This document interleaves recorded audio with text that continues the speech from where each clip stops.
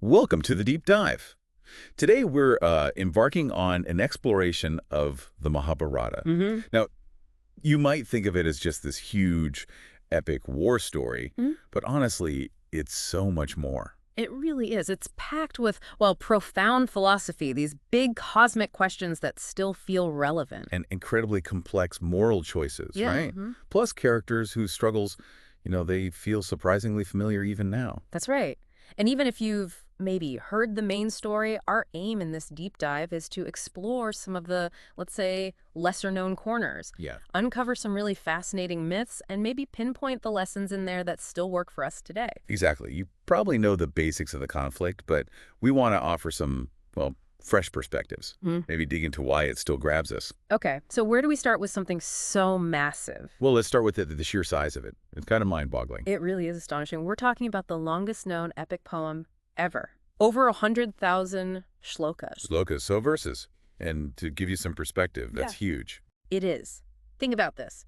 It's about 10 times longer than the Iliad and the Odyssey put together. 10 times. Wow. That's almost hard to grasp. It really is a vast narrative landscape. And the story of how it even came to be written, that's quite something too, isn't it?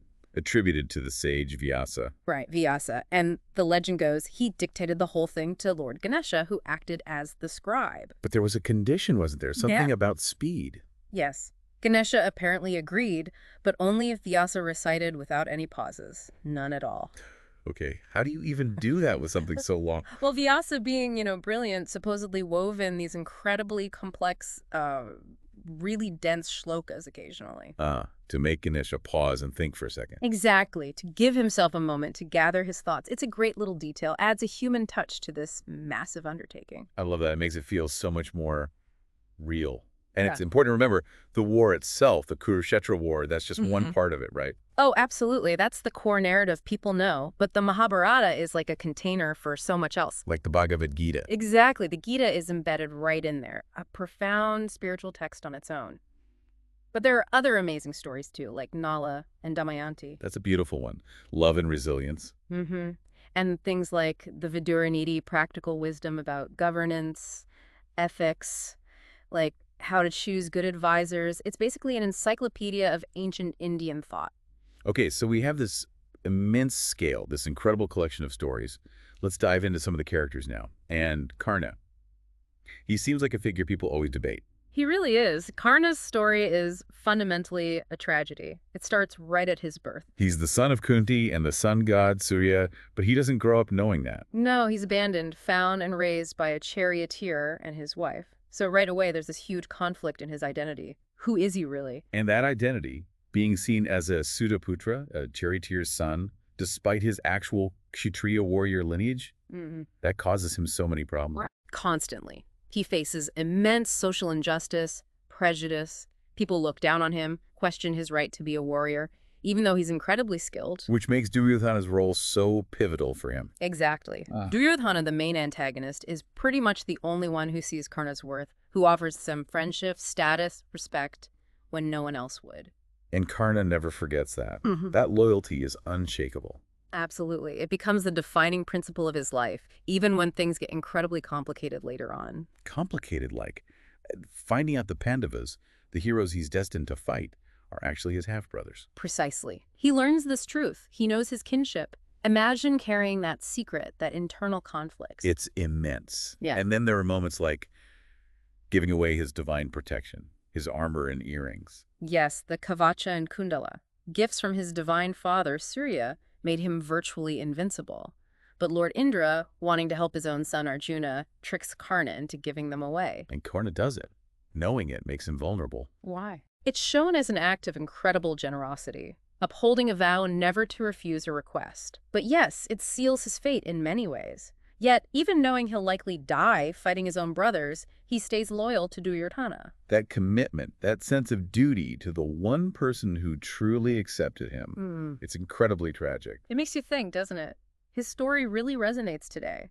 You could see him as someone incredibly capable, ethical in his own way, but just constantly held back by the system, by bias. Yeah, like someone facing systemic disadvantages despite their potential. His loyalty, even to a cause we see as wrong, it touches on that idea of karma yoga, right? Doing your duty without attachment. It does raise questions about duty, loyalty, and how you act ethically when the system itself feels flawed. It's complex. Definitely complex. Okay, let's switch focus to another incredibly powerful figure, Draupadi. She's far more than just a queen in distress. Oh, absolutely not just a queen. Her origin itself is extraordinary. She wasn't born conventionally. Right, she was fireborn, emerged from a sacrificial fire, a yajna. Exactly. That alone sets her apart, suggests a powerful destiny, maybe even a fiery nature. And then there's the whole marrying 5 husbands thing. That always raises eyebrows. How did that come about? It's a fascinating story, actually. It links back to a previous life where she prayed intensely for a husband with all the perfect qualities. We asked multiple times, didn't she? Yes, essentially asking for 5 key virtues. So the boon granted was that she would have 5 husbands in her next life, each embodying one of those perfect qualities. It's definitely unusual. It certainly adds layers to her character and her role. But the moment everyone remembers, the moment that really fuels the war, is the Chihiran, the disrobing attempt in the court. That scene is absolutely pivotal. Her defiance in that moment, it's breathtaking. Facing public humiliation, she doesn't just break down. No, she challenges them. She asks these sharp, legal, moral questions to the elders in the assembly. Questions they can't really answer. Right. And her refusal to be silenced, her eventual vow for vengeance against those who wronged her and stood by, that becomes the emotional trigger. It really ignites the conflict. You feel her righteous anger. It's palpable. She's not just a victim there. No, not at all. And if you think about her significance, she really stands as this symbol of courage, speaking truth to power, even when it's incredibly dangerous. A single woman's resolve changing history. Exactly. Many see her as an early example of, well, feminist ideals in mythology, refusing to be just an object, demanding justice in a deeply patriarchal world. Her questions, her vow, those are acts of agency. Absolutely powerful.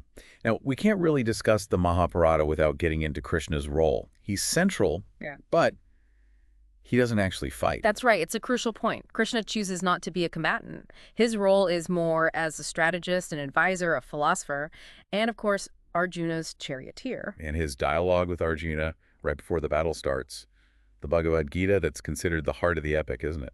Absolutely. It's the philosophical core. It tackles these fundamental questions about duty, about right action, about the nature of reality itself, all prompted by Arjuna's crisis. Arjuna's crisis being, he sees his family, his teachers on the other side, and he just can't bring himself to fight them. Exactly. He's overcome with grief and confusion. And Krishna's guidance there is all about dharma, your righteous duty.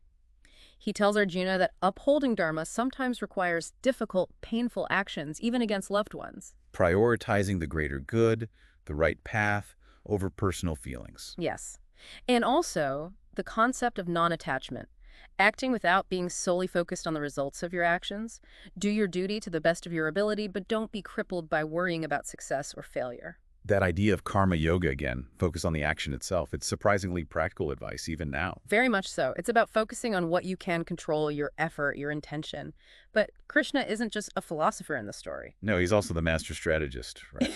Always seems to know the right move. Definitely. He makes these key interventions, advising Arjuna on, say, how to finally defeat the seemingly invincible Karna. Or guiding Bhima in his final rule-bending fight against Duryodhana. Right. He understands the rules, but also knows when bending them might be necessary for the cause of Dharma, which itself is controversial. He operates with this deep understanding of strategy and human psychology. It makes him fascinating because he's not presented as perfect either. Some of his strategies are debated, criticized even within the text. Exactly. He's revered, yes, but also complex. It makes him feel more, well, real, despite his divine status. Adds layers. Okay, so the war happens, the Pandavas eventually win, but the ending, it's not exactly a simple happily ever after, is it? There's a twist. No, far from it. There's a real sense of irony, even tragedy, that lingers. A key part, sometimes overlooked, is the curse on Krishna's own clan, the Yadavas. Cursed by Gandhari, the mother of the slain Kauravas. Yes. Gandhari, in her immense grief, blames Krishna for letting the war happen, for not preventing the destruction. She curses him, saying his own clan will destroy itself. And it happens. It does. After the main war, the Yadavas, through arrogance, disrespect, and eventually drunken infighting, completely annihilate themselves. It's a shocking, tragic echo of the main conflict. Wow. So the victory feels almost hollow in a way. And what about Krishna himself? His end isn't grand either. No, it's surprisingly mundane. He withdraws to a forest, meditating, and a hunter named Jara mistakes his foot for a deer. And shoots him with an arrow. Yes, accidentally. There's this profound poetic irony that the divine strategist, the avatar, meets such an ordinary, almost accidental end. It really makes you stop and think. The epic doesn't tie everything up neatly. Not at all. It leaves you with these big, lingering questions. Was the war ultimately worth the immense cost? Is conflict just inevitable? What's the real price of vengeance? It doesn't give easy answers. Which is probably why it still feels so relevant today, thousands of years later. These aren't just ancient stories. Absolutely. The themes are timeless. Think about Karna's story again. His struggle with identity, the injustice he faced. You see parallels with systemic bias and inequality right now. Definitely. And Draupadi's strength, her refusal to be silenced that resonates so strongly with modern conversations about women's empowerment, finding your voice. For sure. Even Krishna's advice to Arjuna. You could see it as an early form of guidance for dealing with immense stress and emotional turmoil. Finding clarity, focusing on action, like a kind of ancient mental health intervention. Yeah, it's a fascinating way to put it. And the war itself, a warning. A huge cautionary tale, really, about ego, ambition, how family feuds can escalate with devastating consequences, themes we still see playing out all the time, unfortunately. So it's not just mythology, it's almost like a mirror.